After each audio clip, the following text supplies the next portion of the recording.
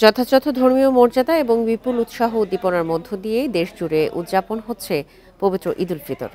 বিভিন্ন জেলায় ঈদের জামাতে দেশ ও জাতির কল্যাণ কামনায় বিশেষ মোনাজাত পরিচালনা করা হয়। এছাড়া ঈদগাহ ও মসজিদের নিরাপত্তায় বিশেষ ব্যবস্থা নিয়েছে পুলিশ প্রশাসন। বিকাশে কম খরচে ক্যাশ আউটের লিমিট বেড়ে 50,000, প্রিয় এজেন্টও 2টা। দেশের অন্যতম বৃহৎ ঈদগাহ দিনাজপুরের গোরে শহীদ ময়দান। সেখানকার জামাতে অংশ নিতে বৃহস্পতিবার ভোর থেকেই জড়ো হন মুসল্লিরা। প্রধান জামাত অনুষ্ঠিত হয় সকাল 9টায়। আমি পবিত্র ঈদ উল ফিতরের বিশ্বে মুসলিম উম্মার শান্তি কামনা করছি। দিনাজপুর জেনারেল হাসপাতাল মসজিদের ইমাম মাওলানা শামসুল হক কাশিমের ইমামতিতে জামাতে অংশ নেন অন্তত 2 লাখ মানুষ। মুসল্লিদের যাতে নামাজ পড়তে কোনো কষ্ট না হয়, এই কারণে আমাদের আইন শৃঙ্খলা রক্ষাকারী বাহিনীর বিভিন্ন গোয়েন্দা সংস্থা তৎপর রয়েছে। চট্টগ্রামে ঈদের প্রধান জামাত অনুষ্ঠিত হয় দামপাড়া জমিয়তুল ফালা জাতীয় ঈদগাহ প্রাঙ্গণে। এবার প্রতিটি ওয়ার্ডে একটি করে জামাত আয়োজন হয়।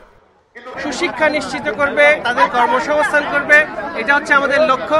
এই লক্ষ্যে যাতে আমরা পৌঁছতে পারি, তাই আমরা মহান আল্লাহ পাক রব্বুল আলামিনের কাছে আজকে দোয়া করেছি। রাজশাহীর বিভিন্ন এলাকায় 150টি ঈদের জামাত অনুষ্ঠিত হয়েছে।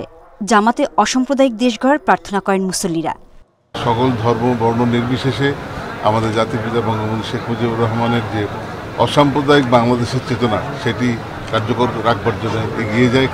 খুলনার 1774টি মসজিদ ও ঈদগাহে জামাত অনুষ্ঠিত হয়।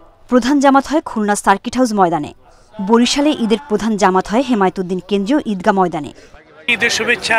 আমরা মোনাজাতে একটি শান্তিপূর্ণ একটি সুন্দর দেশ কামনা করি। আল্লাহর কাছে দোয়া চেয়েছি এবং আমরা আশা করি বাংলাদেশের জন্য উন্নয়ন অগ্রযাত্রা অব্যাহত থাকে। ঈদ মোবারক। সিলেটের 700 বছরের ঐতিহ্যবাহী শাহী ঈদগাহ ময়দানে অনুষ্ঠিত হয় ঈদের প্রধান জামাত। ঈদ শুভেচ্ছা বিনিময় করেন ধর্মপ্রাণ মুসল্লিরা। জাতির জনক বঙ্গবন্ধুর স্বপ্নের সোনার বাংলা, ক্ষুধামুক্ত, দারিদ্র্যমুক্ত, সন্ত্রাসমুক্ত, দুর্নীতিমুক্ত বাংলাদেশ গড়ার লক্ষ্যে কাজ করে যেতেন। এছাড়া সারা দেশে ঈদ জামাতে অংশ নেন লাখো মুসল্লি। সোহেলি জাহান, ইন্ডিপেন্ডেন্ট নিউজ।